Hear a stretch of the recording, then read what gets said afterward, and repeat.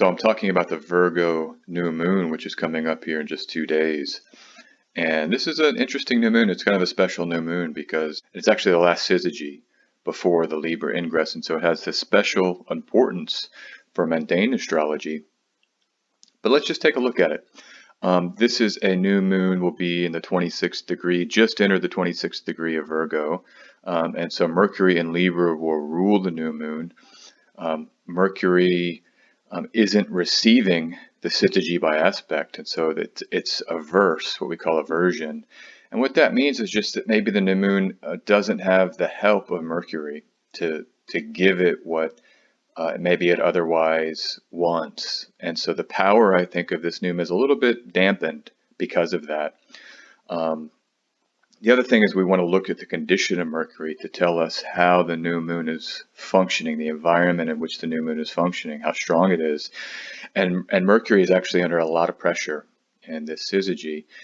It's opposing Mars in Aries by sign. It's about 10 degrees off, which is somewhat close. And it's squaring Saturn in Capricorn. Now the square is an inferior square from Saturn, but still that's about a 7-degree applying square. And I think the theme here is that how we speak, think, and understand things is going to be under pressure. There may be confusion, a lack of clarity about Virgoan themes, which are themes of kind of order and organization and other mercurial themes.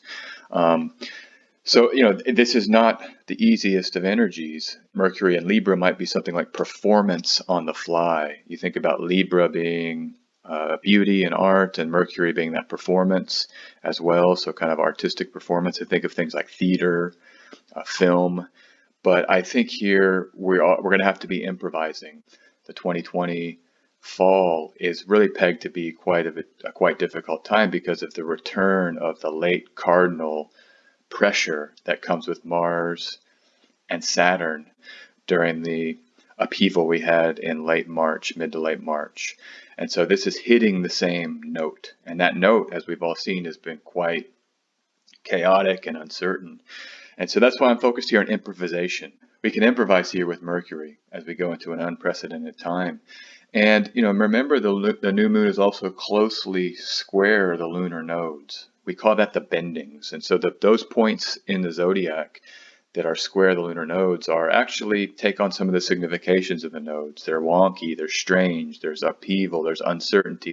There's a lot of talk, and there's an expectation out there of that we haven't seen anything yet, right? You see these memes online about my 2020 bingo card, and people have like the alien invasion or all of these wild things that no one ever thought would be possible, but because of how wild and crazy 2020 has been so far, that people wouldn't be surprised.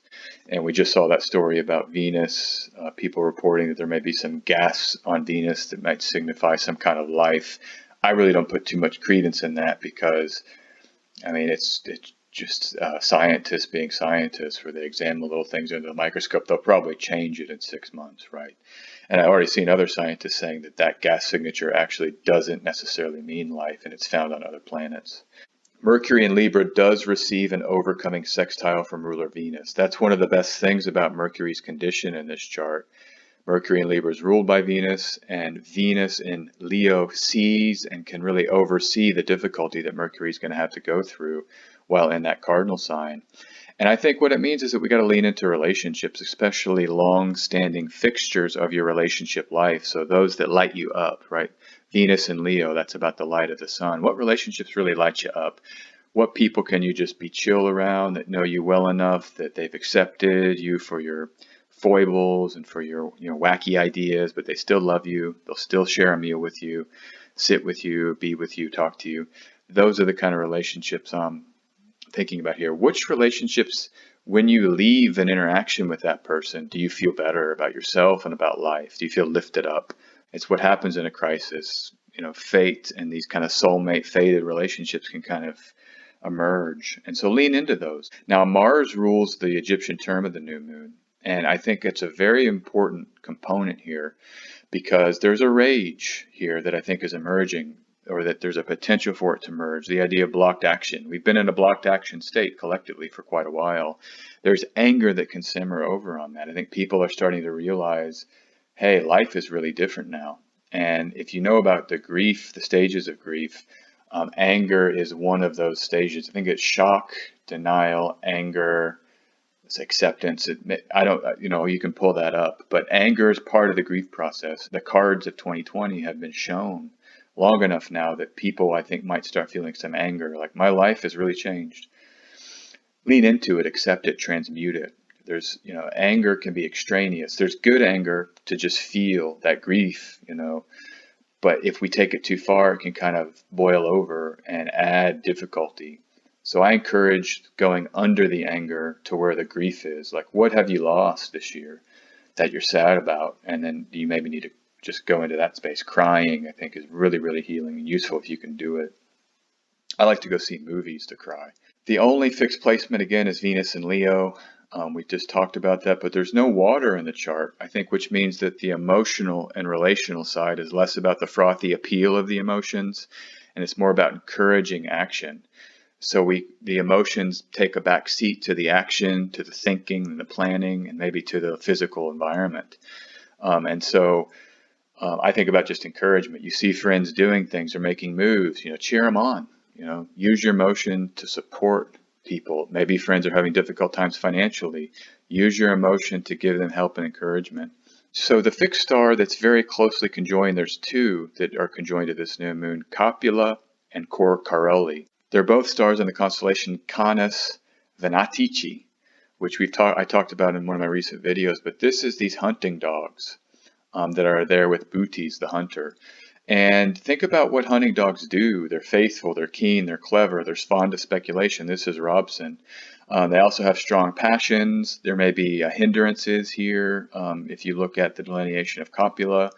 But I'm more interested in just the idea of dogs. And these dogs are tools, and they do things for our senses that we can't do for ourselves. Like, there's a second sight, second nose. Dogs have a really keen sense of smell. Chara and Asteron are the names of the two dogs here in Canis Venatici. But what the cleverness and the senses in this rare dynamically challenged moment, which is this astrology, the fall 2020 astrology, we got to ground into the senses and into the thinking and logic, like search dogs. Now, maybe not the thinking as much as search dogs, but they're very methodical and very thorough in an animalistic way. And I think this can mean like stopping to gather thoughts, taking time to consider, using things like pros and cons lists, being aware of your surroundings. You have a brain, use it, but at the same time also being prepared a little bit, like the Boy Scouts, stay prepared. However, you can lean into being clever. Maybe it's people around you that are clever. Someone that really stays on top of the news that you can rely on or check in with without having to do it yourself. It can be triggering. And this is a story that I think is emblematic of this energy. There was warnings, these terrible fires on the West Coast in America. Some people didn't get any warnings. I saw a bunch of stories like this where they were like, all right, you got to go now. They go back in, grab a few things, put it in your backpack and go. And so this is the kind of thing I'm talking about preparing for, like using your cleverness and your planning and your mercurial energy to make sure you're sort of protected from this stuff. If you need to get out somewhere, maybe your intuition can be important here too, telling you, hey, this doesn't feel right. Listen to that. Try not to push that down and respond to it logically with next steps that you think are needed and can be useful. All right, the other thing now, I want to turn to some mundane astrology because, as I mentioned before, this goes back to Ptolemy. He talks about we look at the syzygy nearest to the ingress. And that means the preceding syzygy closest to the ingress. There was other astrologers in the medieval time that really focused on the rising sign. And that's what I do here. I like to use this pre-ingress syzygy. It's really a simple technique. I just like to check out here the rising sign, the ruler of the rising sign, and then the houses that planet rules, and just to get a little bit of a theme building about what the fall will be like. And so this is the EU, this is Brussels, Belgium, where the EU meets. It does host the official seats of the European Commission and the Council of Europe, etc. So I like to look at Brussels. This might give us just a general sense of the EU and the policy of the EU and the themes that might be EU-wide. And we're talking about issues related to illness, health, and workers, because not only is Scorpio rising, but Mars is in the 6th house. And so Mars rules both the 1st and 6th houses here, and it's strong in Aries. So I'm thinking here that this retrogradation may mean a re-examination of the health crisis from earlier in the year, a thorough re-examination, and whether that is actually a second wave or whether it's not a full crisis second wave, but maybe Mars is strong, so that might mitigate the worst the worst implications of a 6th house Mars. But maybe it's maybe a more manageable in terms of the virus, but there could be anger is what I'm thinking here, that there's going to be this crisis with people really getting frustrated and angry about what's going on here. And like workers are also a 6th house issue. So you might see people saying I'm unemployed or I don't have jobs, or you might even see illnesses, reemerging. We're getting into that seasonal respiratory illness cycle that takes place in the fall. And so how is that disambiguated from other illnesses? Is everything COVID-19? I'm thinking that it's probably a combination of all of this stuff. And you're seeing here already Europe is scrabbling to combat a second wave. This is an article from the 13th. The French government saying that there's no new lockdown planned at this time, but that the daily cases are rising. I guess that's cases of the RNA that resembles SARS-CoV-2. The other thing is, this is the Guardian from 10 September, that the coronavirus in Central Europe is having a second wave. They're facing a worse second wave after avoiding the worst of the first. And we're talking about the Czech Republic here. There was a lot of cases, so we'll see how that plays out in Central Europe. But this is the other part of it, is with the workers. Like I mentioned, there's an unemployment crisis in the EU. The bloc is hit by panic as job losses soar. And we don't know that economic impact yet of the government response to the virus. And so anger potentially with workers because the jobs have evaporated. 12th September, there was fresh protests in Germany. These protests in Germany, in France, yellow vests in France have reemerged. There was protests in Trafalgar Square in the UK. Earlier in the summer, there was protests in Serbia. So you're seeing people, like I said, having frustration with the changes in their world. And I think this will be a big theme in the EU. I imagine with the Mars retrograde in that 6th house, you're going to have additional protests emerge. And then, of course, Saturn is overcoming Mars. So there's going to be that government crackdown that's in response. We go to the United States. It's all about the economy and the money in terms of how this chart operates. This is cast for Washington, D.C. Mercury is in the 2nd house of money and of possessions and of finances, okay? And it's opposed by Mars, again, is squaring Saturn. So Mercury is mixed up here in that late cardinal dynamism. And Mercury rules the ascendant in this chart. I think this could be a global story because Mercury also rules the 10th house of national reputation. So I think the United States will be known for its economic problems going into this fall. To me, this portends something potentially like a stock market difficulty. So the other thing is, by the way, counting is Mercury. It's counting things like accounting. And I think that this election that's coming up will also be known for how do we count the ballots. So we're talking about a 10th house. That's the government. That's the king. That's the president. So, there's problems with the counting as I see here. And with the North Node in the 10th house, I do think we might have an eclipsed presidential election where we don't really know what's going to be happening with who's the winner or who's the loser. And that's going to feed in to the economic problems. And I don't want to get too much into delineating this chart. I'm just focused on the 10th house of Mercury, the 1st house, and then the Mercury placement in the 2nd. And here we go in the United States. This is the 13th of September. More workers hit with pay cuts than in last recession, and stagnant wages could linger.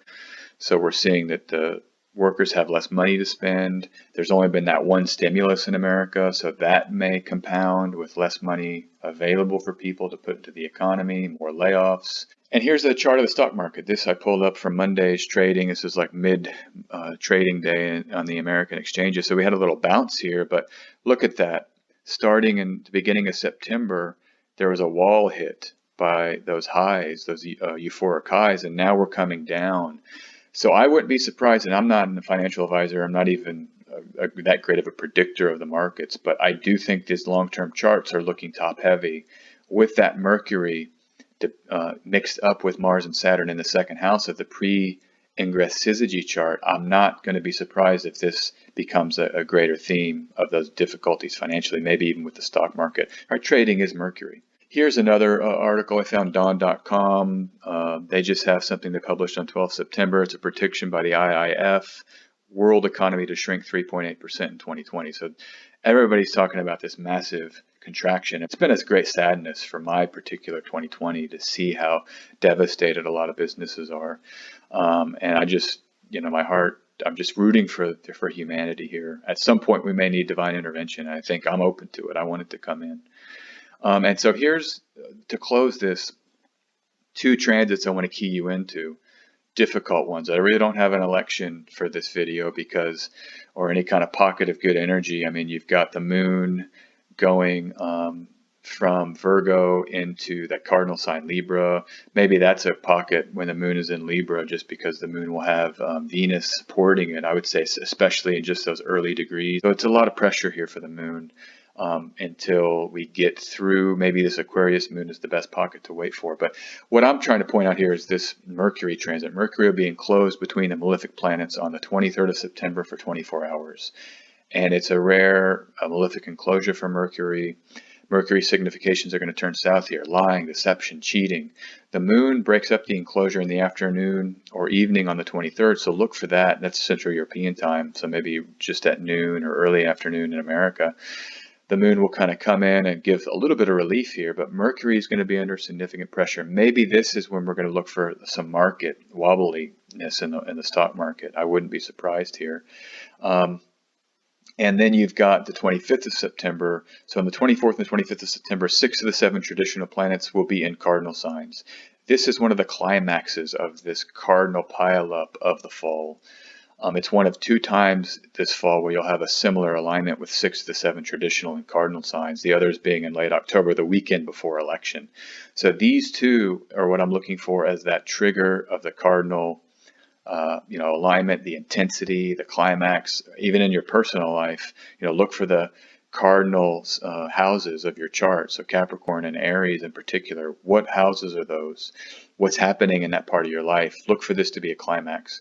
And be careful. Be careful out there, because sometimes just know if things start feeling really out of control and intense. It's astrology. The moon's going to move out of Capricorn, and you're going to get some relief when the moon hits Aquarius. I think it's on the 25th. But this is the climax zone. For the Cartomancy pull, this is the page of diamonds, a really nice bright neon green color for this card. And this is a card associated with Virgo. It's actually that page in the system, the Cartomancy system I use. The pages get associated with the mutable signs, and diamonds are the earth element. So we have mutable earth, that is Virgo. So it's very fitting for the new moon in Virgo that we discussed in this video. But I think, Virgo is young. There's a certain youth and youthfulness to the pages or the jacks in Cartomancy. And youth is a period where you're between ages. You're between the adolescence, they call it young adulthood, before that more mature adulthood. And so they are periods of transition. I mean, think back to your 20s. I think back to mine and just how clueless I was about so much, and how I had to learn. I mean, there was a lot of difficulty in change, and changing locations and jobs, and coming into my passions and getting to know myself. So the mutable signs, they're double-bodied signs. They're signs where you wear 2 hats. They have their transition signs between the 2 seasons, or between 2 seasons of the 4. And so that's really what I'm focused here in on. Now, Earth can signify money, the body. And so maybe you're changing some of your financial, ways you make money could be changing, or things about your body are changing. Just go with it. Know that there's a time for change, and there's a time for rest and stability. 2020 is a time of change. It is a time of mutable. There's a kind of a mutable undercurrent to 2020, I think, because the nodes are immutable signs. So that's what I have to say about this. And be careful to not be convinced that you know everything. That's the warning of the page cards and of the jacks. Because you want to find mentors. You want to defer to people that are farther along on the path. And I think that's the best way to deal with and handle the mutable energy. This is the relatively new website. You've probably seen it. It's been live for a few weeks now, but just click here to schedule a reading right at the top. That will take you to the readings page. And I just wanted to point out, I got a new offering, which is the Cartomancy reading. You've seen in my videos, I'm always talking about cards and pulling cards, but I've now made that available for folks where I can pull cards for you. These readings are 30 minutes in length. You can schedule an appointment right on my site here, but it's a different way to access a divination. You know, astrology is quite technical.